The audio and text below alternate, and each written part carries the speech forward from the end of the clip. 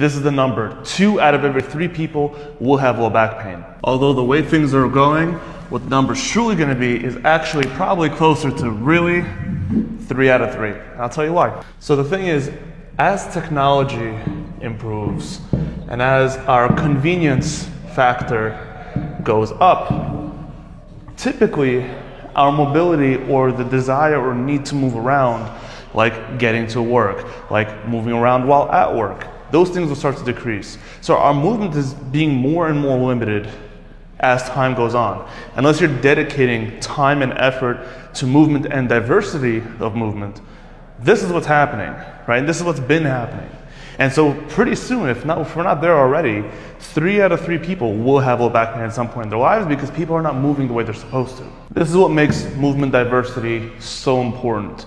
If we don't move in a diverse way and in a way that our joints and our body was designed to move, this is what typically causes pain, right? Yeah, okay, we can have disc herniations, we can have stenosis, we can have arthritis, we can have triple D, we can have so many different things happen to our backs.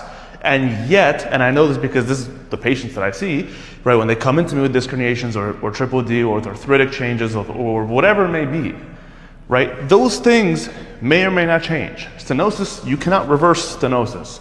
Disc herniations can change and improve, and you can have a disc herniation one time and not have a disc herniation later, right? But there are certain things that just you cannot reverse. However, you can still change the actual pain and be pain-free. You just need to diversify the movement.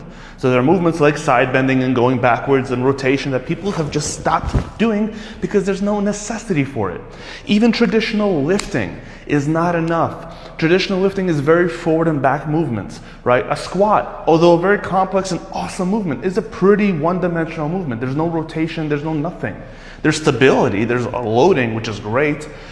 But again, there's so many different aspects of movement that are missing from even traditional lifts, whether we're talking about bodybuilding, powerlifting, even yoga, which does go through a bunch of different ranges of motion, still misses a component of loading and progressive loading.